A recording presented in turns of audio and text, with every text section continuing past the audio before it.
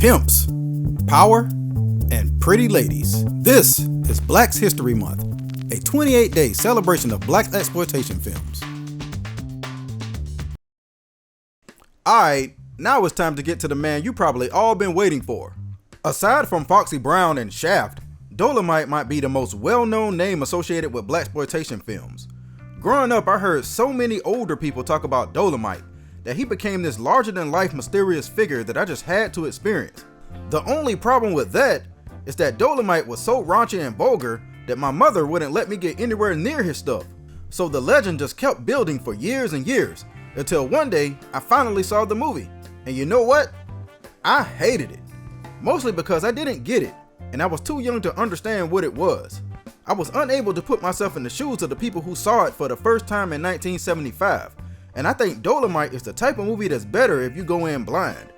The hype was just too much for me, and I judged it unfairly against other movies at the time. I didn't know any better then, but over time, and once I got to know more about how the movie was made, I grew a huge appreciation for it. Rudy Ray Moore stars as Dolemite, a loud-talking, always rhyming, profanity-laden pimp who gets a chance to get out of jail to clean up the streets. That's it. That's the plot. Anything else I tell you won't make any sense. So it's best if you experience it for yourself. Moore said he got the idea of Dolemite from an old homeless wino who used to hang around the music store he worked at. He changed it up a little bit and took it on the road for his comedy shows. From there, it blew up, and Moore was able to make enough money by selling comedy records out of his trunk to finance the Dolemite movie himself, with some small help. That story is part of what makes Dolemite special.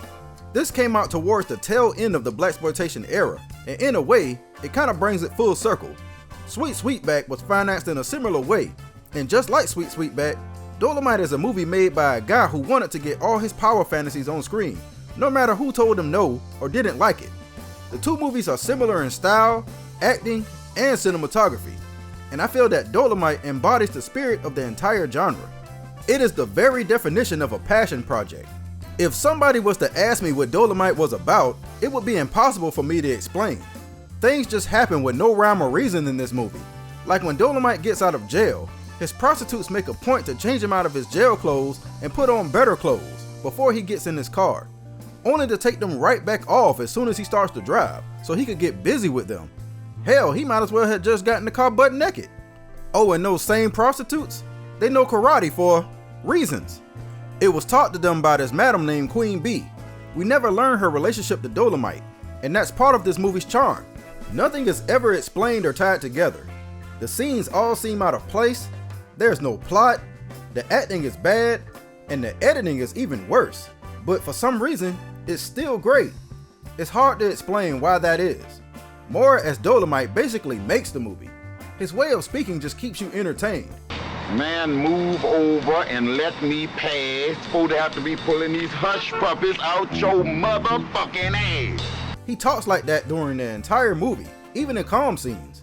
At some points, he goes into his full comedy routine, and it can be argued this movie is just one big advertisement for his albums. There's a big bad motherfucker coming your way. I need somebody that you don't know.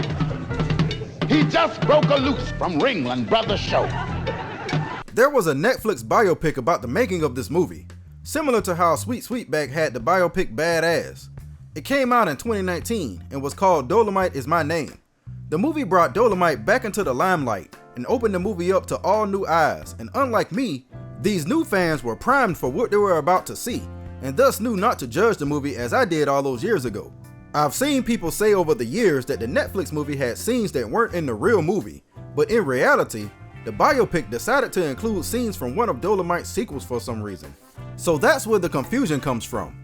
For instance, the bedroom scene where the ceiling falls in was from The Human Tornado, the sequel to the first Dolemite. Dolemite had a major influence on a whole generation of people, including rappers and comedians. And there's an argument that can be made that his rhyming style was a big influence on early hip-hop culture. I always see people talk about movies such as The Room when they talk about the best worst movies, but I never see anybody talk about Dolemite.